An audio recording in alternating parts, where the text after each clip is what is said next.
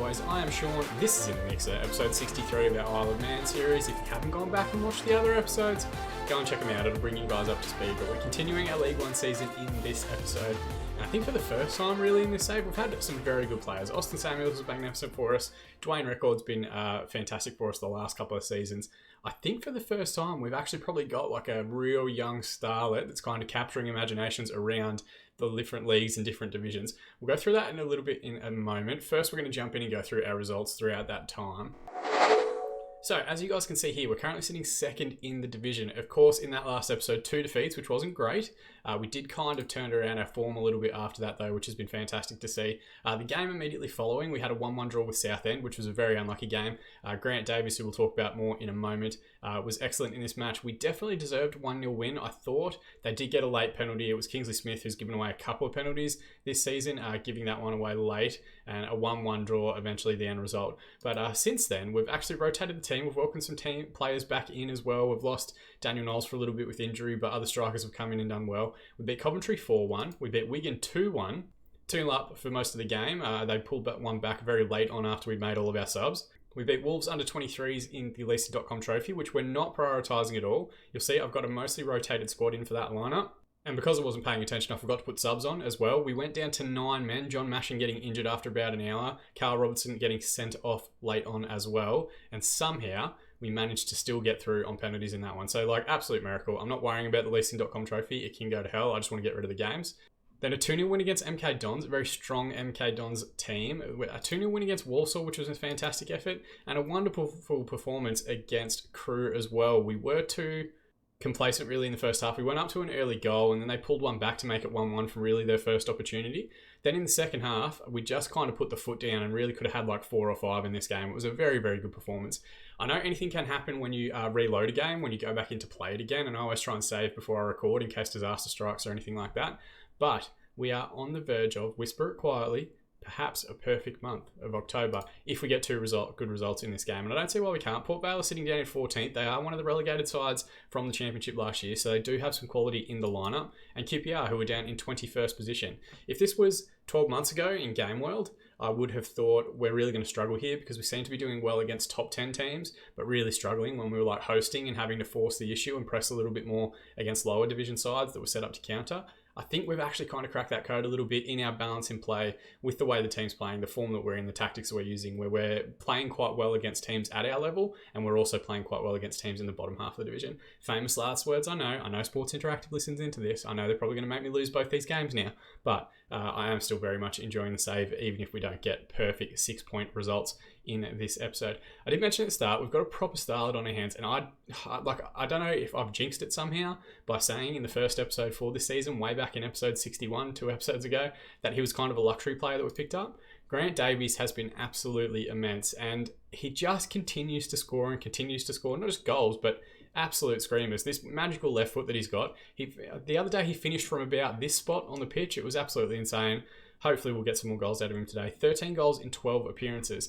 Dwayne Record is currently working his way back into fitness, and I'm starting to think potentially I need to find a way to fit them both into the side. I don't think I can play 2 poachers together, so maybe we have to look at Dwayne Record and working him as a false 9 or a deep line forward or a target man or something to that effect. But I've got to try and find a way to get both these guys in the lineup because at the moment, I just can't drop Grant Davies. He's the best finisher that we currently have.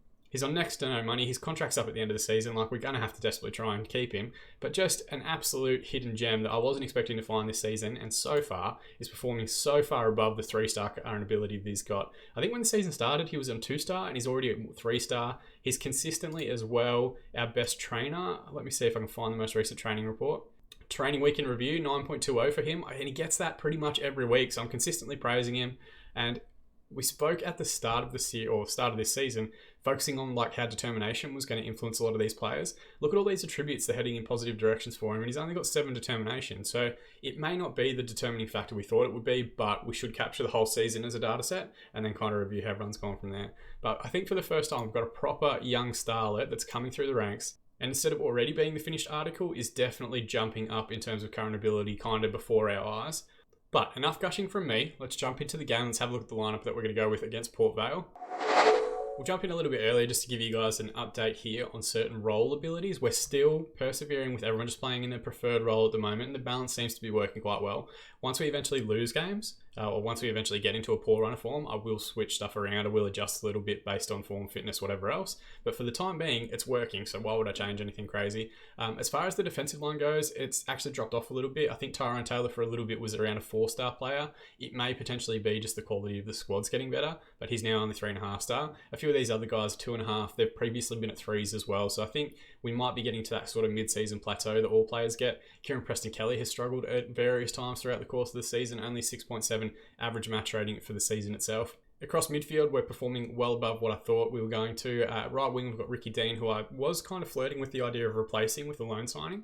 I'm glad we haven't. He's playing quite well. His partnership on the right-hand side with Lewis Wright has been fantastic for us all season. Consistently, they have continued to make appearances, chip in with goals, chip in with assists. I don't think he's a free-flowing scorer or really like a dribbling winger. Think of like, on the left-hand side, we've got Rafinha, who's very much, I'm going to take on 4 men and go on a dribbling run and get to the byline and cut it back. I think Ricky Dean's a little bit more of like a withdrawn winger, kind of like a Beckham-style thing, where he might pick the ball up a little bit deeper and try and wrap his foot around it with a cross, rather than trying to beat a man. But he's doing fantastically well. The two in midfield are easily the star performers so far of this season.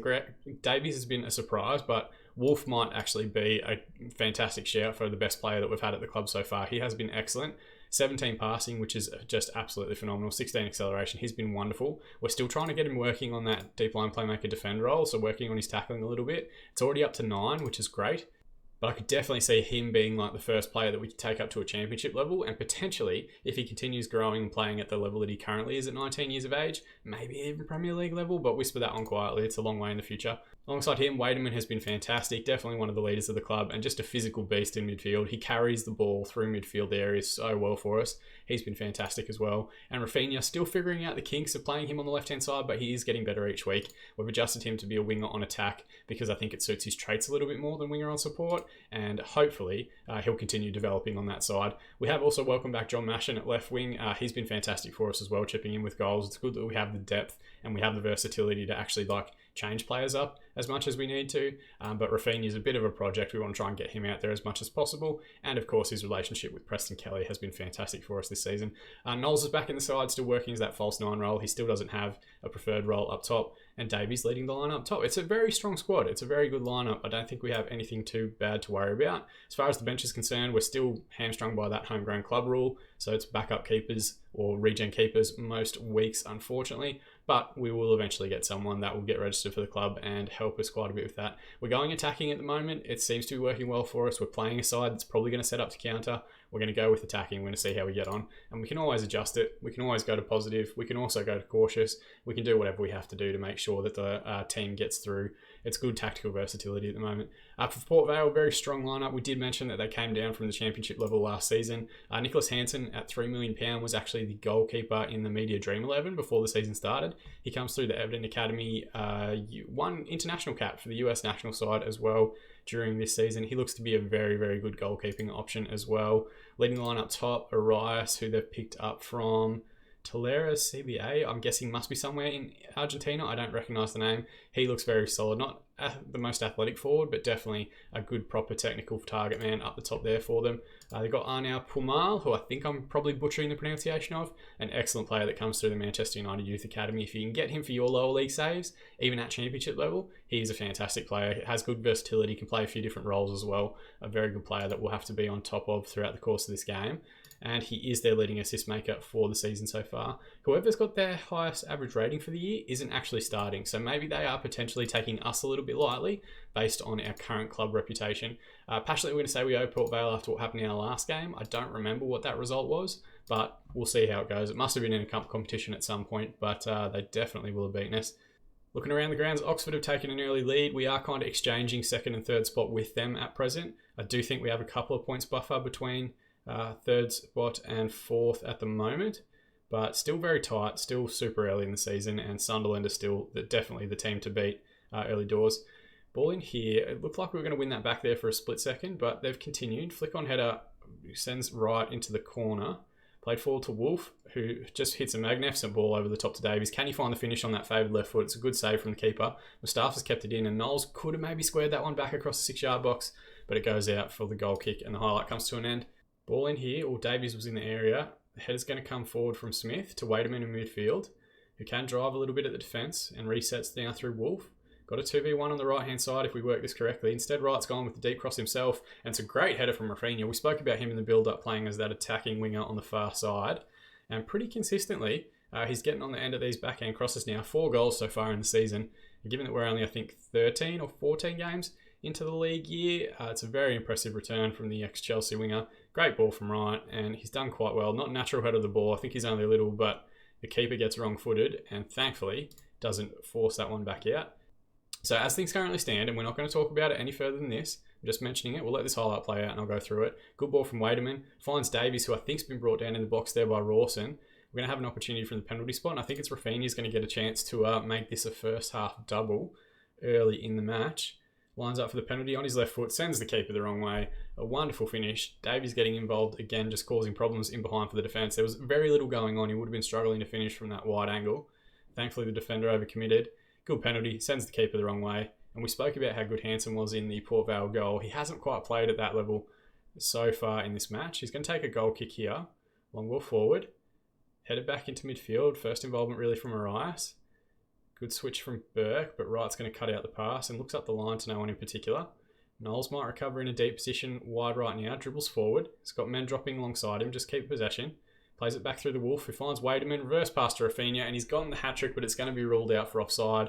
Lovely little first-time football there. Lovely little reverse pass from Wademan in to play him in also. We're going to use our demand more shout. I'm not going to mention this again, but we are currently, whisper it quietly, top of the division.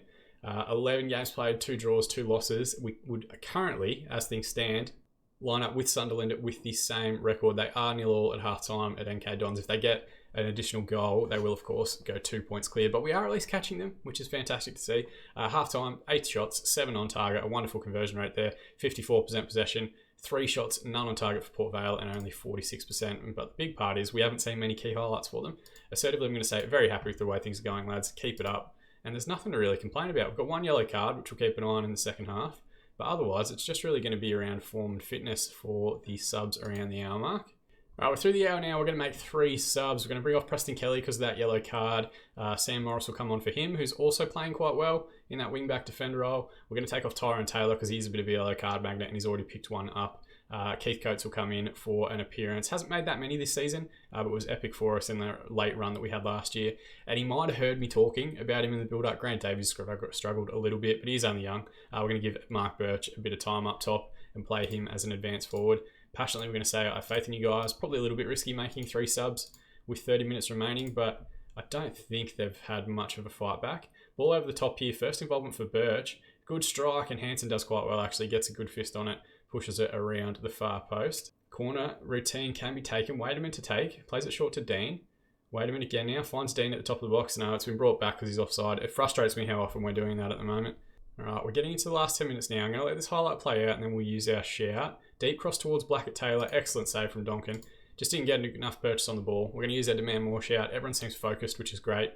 If we can get through this with a clean sheet and a 2-0 victory, it's going to be a very tidy performance. 2 minutes to be added on, and Dean's been taken off injured, so we are going to finish with 10 men. I don't have any subs left, and thankfully there isn't that much left of the game, and the referee calls full time. 15 shots, 9 on target, 53% possession, 5 shots, 1 on target, and 47% for Port Vale. 2-0 victory is a fantastic performance, and I think Rafinha with the double will get the Player of the Match award. We'll check that one out after this, and I'm just going to say, very happy with the result, boys, and the way that you played. Everyone's responded positively. Morale is good. Everyone's happy, and we've gone top of the league. Let's see if we can get through the next episode and finish the day in that spot. But thankfully, Sunderland may have potentially hit their ceiling or at least gotten past their early form bubble. Rafinha does get the Player of the Match award. Player of the Match. My English is disappearing slowly but surely. Interestingly, Nigel Adkins, who I think is the manager at Derby, is interested in Kieran Preston Kelly. That'd be very interesting if someone makes a bid in January. Ricky Dean's picked up an injury, which is disappointing. He's out 4 to 5 weeks. Let's just tell him not to worry, and he's fine with that. Grant Davies is injured. He's out for 8 days to 2 weeks. That might have explained why he wasn't playing that well in the previous game. And let's give Rafinha some praise. 2 goals is a fantastic result for the little winger. Sheffield United's also there. They were having a look at either Preston Kelly or Nicholas Hansen, which is very interesting. I like Preston Kelly, and he has been good for us, but he goes so up and down with his form. Like only 6.75 is an average rating when we're currently top of the division. Isn't the highest level that I've ever seen. If someone's willing to pay for him and pay us a couple of £100,000, we may potentially look at making that sub. There was also a left back that we were looking at, Keanu Shaw, who's on the loan list from Fulham, who actually is an improvement. So keep your eyes peeled on that one. That might be a future transfer that we see actually come to fruition. But magic editing, we're going to jump forward a week to the game against QPR now. And just like that, we're a week ahead. The only interesting thing that happened in the past week is that I was offered a job by West Brom, who are currently sitting in the Premier Division. So good to see my genius is finally starting to get recognised in the game world. I'm never going to take any of these jobs. We're taking Isle of Man all the way to the Champions League, but at least those offers are still coming through, which is cool to see. We'll look over at QPR side first. Let's go with Burgoyne, who's their captain and goalkeeper. A wonderful, wonderful player. You can pick him up relatively cheap early on in the game from the Wolves Academy. I think he gets released in the first season or two. An excellent goalkeeper. Grab him if you can for your lower league saves, if you're making the journey up through the divisions. Has been at a few different levels, playing 8 times for the Wolves first team, which is very interesting. Then at Woking, Leyton Orient and QPR since then. A very good goalkeeper for this level. Byrne at right wing. Jack Byrne looks to be a solid option as well. Ex-Man City Junior, I think, starts the game on loan at Shamrock Rovers. Is that right? And he's played at Aston Villa, Bristol City, Preston, Luton, QPR. So played a few times at championship level as well. Now 31. And Ellis Hudson is the player they've got out on the left wing there, cutting inside on his right foot. No, he's a lefty. Ignore what I was saying. I can play on both sides. He looks fairly solid as well. So a bit of pace on the wings. They might be a little bit of a danger here on the counter attack, but they are towards the bottom of the division. I'd expect us to do well.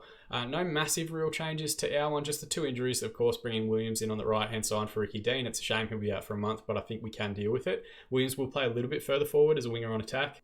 If he had his way, he'd be an attacking midfielder, right? But it's just that weird thing where he seemingly can't play back here if we ask him to defend at any point. And Grant Davies, we were glowing in our praise for him at the start of the game. He's picking up that knock. He's out for at least this match and potentially the next one as well. Birch will come in as an advance forward. And we welcome back, for the first time this season, Dwayne Record. He will come off the bench. He's back into full training. Yet to make a competitive appearance for us this season, but had a wonderful preseason, 6 goals in 5 appearances. Or 5 starts, I should say. Hopefully we can get him back to full form, full fitness, and he can tear the league apart the way that he did last season, of course, being the Golden Boot winner. We're just going to calmly say, go out there and carry straight on from where you finished the last match. We don't want to increase pressure too much, but this is kind of a challenge. QPR away from home. I'm sure they're going to be set up to counter-attack, and they've definitely got the shape to hurt us on the break. Deep ball in here from Wademan. It's headed away, and here we go. They've got 3v2 automatically. We just spoke about it, and we're seeing it build out here. Byrne, who we looked at in the build-up, thankfully his strike from the wide area, Donkin was equal to it and forces it out from the corner. So there is going to be a danger here from set pieces and from counter-attacks, which is already showing its face, and then Brown with the header from that resulting corner just over the crossbar. Throw in here left-hand side, Preston Kelly, plays to Taylor, sends Birch into the channel. He's got players around him, but he loses out to May. Long clearance forward, Brown to Hudson, reverse pass to Hesketh, who stayed on side, and Jack Donkin again with an excellent save to really keep us in this one at the moment. Potentially, if this doesn't improve in the next 10 minutes or so, we might switch to our positive mentality, play a little bit deeper just to deal with our counter-attacking threat. Goal kick here, Donkin to take. He's gone long towards Knowles, who can bring the ball down, plays it out less to Rafinha.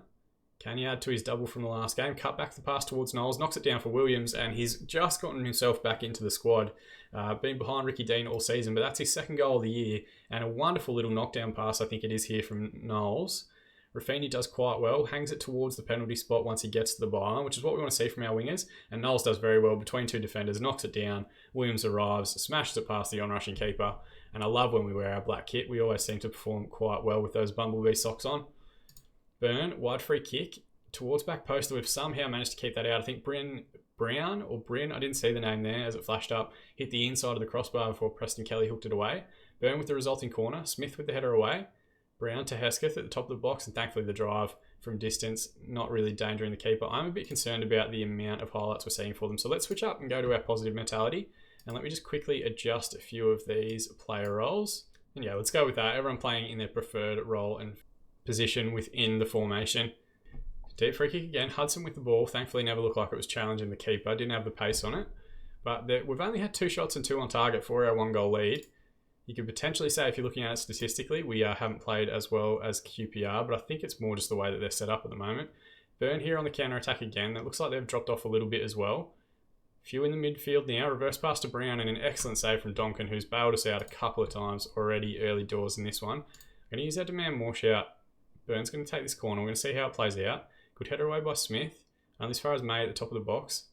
We managed to close down Hesketh and Rafinha's caught the ball on the counter-attack. Is this going to be the end of the highlight? Brown brings him back. Oh yeah, Brown gave away the free kick. I wondered what happened there. I thought he might have done a hammy or something. Shout's gone well. Everyone seems focused, but they do have a highlight here. Stump to take a throw-in on the left-hand side. A dangerous looking cross ball across the field there. Rafinha nearly wins it back. Oh, and then Tyrone Taylor's let it run. Thankfully, Donkin just bails him out. Our defensive line I think it's an age thing, and I think it's a composure thing. We just occasionally run under headers and shit like that just to kind of give me a heart attack on the way through. Richards with a throw-in on the right-hand side. Finds Neil. Back to Richards again. We've had a lot of highlights in the first half here. Newbold. Now to Hesketh. Back to Richards again. Newbold again. The press is working well. Wolf putting the pressure on in midfield. We've got recovered possession now. Sends Birch into the channel. He hasn't got much of an angle to work with. He does all right. Not favoured on that left foot. And just drags the shot past the far post. At halftime, 12 shots, 5 on target, 47% possession. We've had 6, 4, and 53. We are a goal up, but QPR definitely have brought a fair bit in terms of the opportunities they've created.